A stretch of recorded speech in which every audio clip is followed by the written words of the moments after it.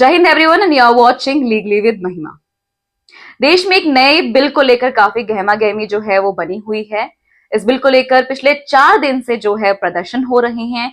ये बिल जो है सीधा सीधा देश की लीगल फर्टिनिटी को जो है इम्पैक्ट करता है। और इस खास मुद्दे पर आज बात करने के लिए हमारे साथ एडवोकेट संजीव नसीर जी हैं। सर, हमारे साथ जुड़ने के लिए बहुत बहुत शुक्रिया आपका। तो ये प्रपोज्ड बिल जो है सर, एडवोकेट बिल हम जैसे कह रहे हैं 2025, इस बिल को लेकर आप क्या आपत्ति जता रहे हैं? देखिए, हमारा प्रोफेशन इंडिपेंडेंट प्रोफेशन माना जाता है। इसमें आज तक किसी तरह की किसी सरकार का कोई दखल नहीं रहा है। लेकिन ये प्रपोज्ड बिल जो है, जो एडवोकेट्स एक्ट 1961 की जगह पर लेके आना चाहती है सेंट्रल गवर्नमेंट, और इस प्रपोज्ड बिल के अंदर जो ड्राफ्ट बिल है, इसमें जिस तरीके के प्रावधान सेंट्रल गवर्नमेंट ने इनेक्ट किए हैं, उस पे ऐसा लगता है कि सेंट्रल गवर्नमेंट कहीं ना कहीं लॉयर्स कम्युनिटी पे या इस इंस्टीट्यूशन पे अपना वैसे ही कब्जा बनाना चाहती है, जैसे कि बहुत सारी दूसरी एजेंसीज पे इन्होंने कहीं ना कहीं डायरेक्ट और इनडायरेक्ट कंट्रोल तो आरोप लगा रहे हैं आपकी जो लीगल फर्टिनिटी की जो इंडिपेंडेंसी है वो कहीं ना कहीं खत्म करने की यहाँ पे कोशिश की जा रही है। बिल्कुल सीधा सीधा। तो मैं बिल्कुल सर आपसे चाहूंगी कि हमारी जनता को आप बताएं कि जिन प्रावधानों की, जिन प्रोविजंस की हम बात कर रहे हैं यहाँ पे, आप समझा पाएंगे कि कौन कौन से प्रोविजन है वो? देखिए, अभी जो प्रेजेंट एक्ट है हमारा एडवोकेट्स एक्ट, उसके तहत बार काउंसिल ऑफ इंडिया हमारी सबसे सुप्रीम बॉडी मानी जाती है। उसके बाद स्टेट बार काउंसिल्स हैं। तो पहले तो बार काउंसिल ऑफ इंडिया के जो अधिकार हैं, उन अधिकारों को सेंट्रल गवर्नमेंट अपने पास लेके आना चाहती है। उसमें 3 nominee bar council of India में सेंट्रल गवर्नमेंट के रहेंगे। सेंट्रल गवर्नमेंट कभी किसी तरीके से भी कोई डायरेक्शन दे सकती है, वो बार काउंसिल ऑफ इंडिया पे बाध्य होंगे। इसके कुछ सेक्शंस का मैं हवाला देना चाहूंगा, जिसमें कि धारा 4 के अंदर इसमें कुछ चेंज किया गया है, जिसमें कि 3 नॉमिनीज जो है लेके आएंगे। 49B जो धारा है, इसमें इन्होंने चेंज किया है कि कोई भी डायरेक्शन सेंट्रल गवर्नमेंट बीसीआई को दे सकती है, उसको वो बाध्य होगी। दूसरा, फॉरेन लॉयर्स जो हैं, फर्म जो हैं, उनको इंडिया में आने के लिए अलाउ कौन कर सकता है, वो सारी की सारी पावर हमारी बार काउंसिल ऑफ इंडिया के पास थी। वो पावर भी सेंट्रल गवर्नमेंट लेना चाहती है। इसके बाद स्टेट बार काउंसिल्स पे भी control bar council of India के माध्यम से सेंट्रल गवर्नमेंट चाहती है कि डायरेक्ट किसी भी लॉयर को central government bar council of India बर्खास्त कर सकती है, उसको सस्पेंड कर सकती है। जबकि हम स्टेट बार काउंसिल इनरोलमेंट करती है हम लोगों का, और स्टेट बार काउंसिल के पास ही पावर है डिसिप्लिनरी एक्शन लेने की। Bar council of India appellate body है। तो डायरेक्ट और इनडायरेक्ट इस तरीके का प्रावधान इसके अंदर है कि कोई independence bar council of India की नहीं बचेगी, और स्टेट बार काउंसिल्स को जब चाहे बार काउंसिल ऑफ इंडिया भंग कर सकती है। तो इस तरीके के बहुत खतरनाक प्रावधान इसके अंदर लेकर आना चाहती है। तो अभी तक आप कह रहे हैं कि अभी हम अगर मौजूदा जो कानून है उसकी अगर बात करें, तो सरकार का अभी इस पर कोई कंट्रोल नहीं होता है कि कौन सा लॉयर जो है वो एनरोल कर रहा है, कौन कहाँ पे काम कर रहा है। तो इसकी इंडिपेंडेंसी पूरी बार काउंसिल ऑफ इंडिया के पास होती है। जी जी जी। एडवोकेट एक्ट में जो bar council, state bar council और बार काउंसिल ऑफ इंडिया को जो पावर्स दी गई हैं, उसमें पूरी तरीके से कंट्रोल रहता है हम लोगों का। प्लस इंडिया के रिप्रेजेंटेटिव रहते हैं bar council of central government के नॉमिनी इंडिया में भी रहते हैं, सॉलिसिटर जनरल और additional solicitor general state bar council में भी रहते हैं। मतलब वी ऑलरेडी हैव दैट, है हमारे पास ऑलरेडी गवर्नमेंट के नॉमिनीज हैं, रिप्रेजेंटेटिव। तो फिर और क्यों चाहिए हमें? वो इसलिए कि क्योंकि अभी ऐसा लगता है कि भी जो भी इंडिपेंडेंट वॉइस है, उसको कंट्रोल सेंट्रल गवर्नमेंट का डायरेक्ट होना चाहिए, ऐसा फील होता है। क्योंकि मोदी जी डेमोक्रेटिक सेटअप में इतना शायद बिलीव नहीं करते हैं, जिस तरीके से उनको लगता है सब एजेंसीज उनके कंट्रोल में आना चाहिए।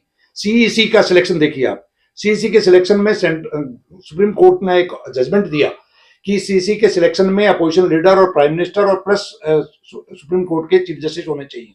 लेकिन सुप्रीम के चीफ जस्टिस को हटा के और उन्होंने अपने कैबिनेट के एक मंत्री को रख लिया, तो उसकी इंडिपेंडेंस क्वेश्चन मार्क हो गई। तो उसी तरीके से हम लोगों को, और सबसे खतरनाक इसमें एक प्रावधान है जिसको लेके पूरे दिल्ली के अंदर बवाल चल रहा है, पिछले 5 दिन से स्ट्राइक चल रही है, और ऐसा लगता है कि पूरे इंडिया लेवल पे ये एजिटेशन बहुत जल्दी आप देखने को मिलेगा आपको। उसमें क्या है, कोई भी किसी तरीके का विरोध आप प्रदर्शन के माध्यम से, आप धरने के माध्यम से, आप स्ट्राइक के माध्यम से नहीं कर सकते, चाहे वो करप्शन के खिलाफ हो। कॉन्स्टिट्यूशनल राइट, यस, हम लोगों का संविधान में हर सिटीजन को राइट है जी अपना प्रोटेस्ट करने का, जो पीसफुल प्रोटेस्ट करने का जो राइट्स है उसको ये छीनना चाहते हैं, और उसमें इस तरीके का प्रावधान कर दिया कि उसको मिसकंडक्ट की कैटेगरी में लेके आ गए। बट मिसकंडक्ट, इसमें वजह क्या है कि भाई क्यों नहीं कर सकते वकील प्रोटेस्ट, ऐसा कुछ उसमें मेंशन किया गया है? एक दो जजमेंट सुप्रीम कोर्ट की आई थी जी, उसमें भी जजमेंट के अंदर भी ये था कि भी स्पेशल सर्कमस्टांसेस में वी कैन कॉल स्ट्राइक, लेकिन रूटीन में जो एक फैशन बन गया उसको रोकने के लिए एक दो जजमेंट अननेसेसरी जो उन जजमेंट्स का हवाला देके, जबकि उस जजमेंट्स का ये स्पिरिट नहीं थी जिस तरीके से सेंट्रल गवर्नमेंट, ऐसा लगता है कि सेंट्रल गवर्नमेंट में कि किसी बाबू ने ये ड्राफ्ट तैयार किया है और उस बाबू को ये नहीं मालूम है कि भी इंडिया के अंदर डेमोक्रेटिक सेटअप के अंदर एक लॉयर्स कम्युनिटी ऐसी है जिसने देश की आजादी से लेकर देश में भ्रष्टाचार के खिलाफ अगर कभी आवाज उठाई है, देश में गुलामी जब थी तब भी पहली आवाज किसी ने उठाई थी या उस एजिटेशन को लीड किया तो वो लॉयर्स थे। तो हम लोग किसी तरह के अत्याचार के खिलाफ सबसे पहले आवाज कहीं से आती है तो वो लॉयर्स की तरफ से आती है। उस लॉयर्स की आवाज को क्रश करने के लिए ये कहीं ना कहीं प्रपोज्ड जो बिल है इसमें ऐसा मंशा लगती है कुल मिला के कि सेंट्रल गवर्नमेंट का जो इंटेंशन है वो साफ नहीं है। इसलिए हम लोगों की ये मांग है कि इसको इमीडिएट प्रभाव से विड्रॉ करना चाहिए।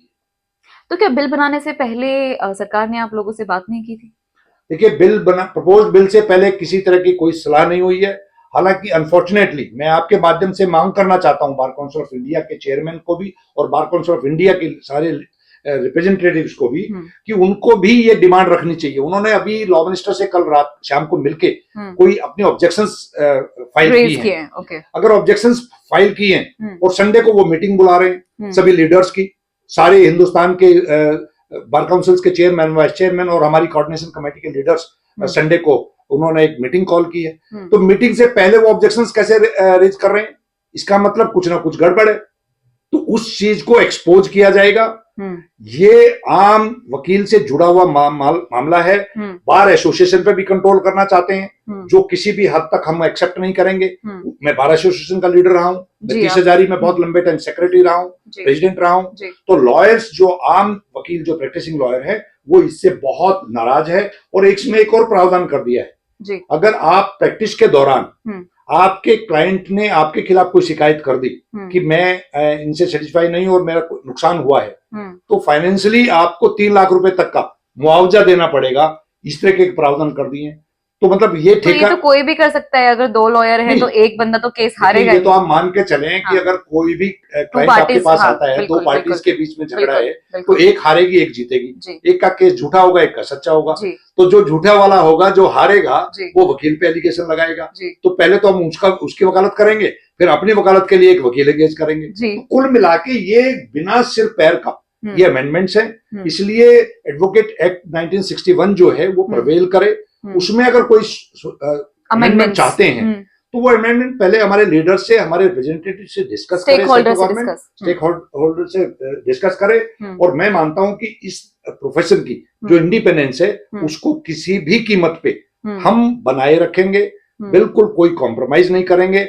और अगर सेंट्रल गवर्नमेंट नहीं मानेगी तो हिंदुस्तान के अंदर बहुत बड़े बड़े आंदोलन वकीलों ने दिल्ली से ही स्टार्ट हुए हैं और उसकी आगाज फिर दोबारा होने जा रही है।